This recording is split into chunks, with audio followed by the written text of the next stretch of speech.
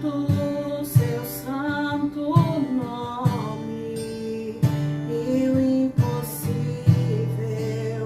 se rende a seus pés.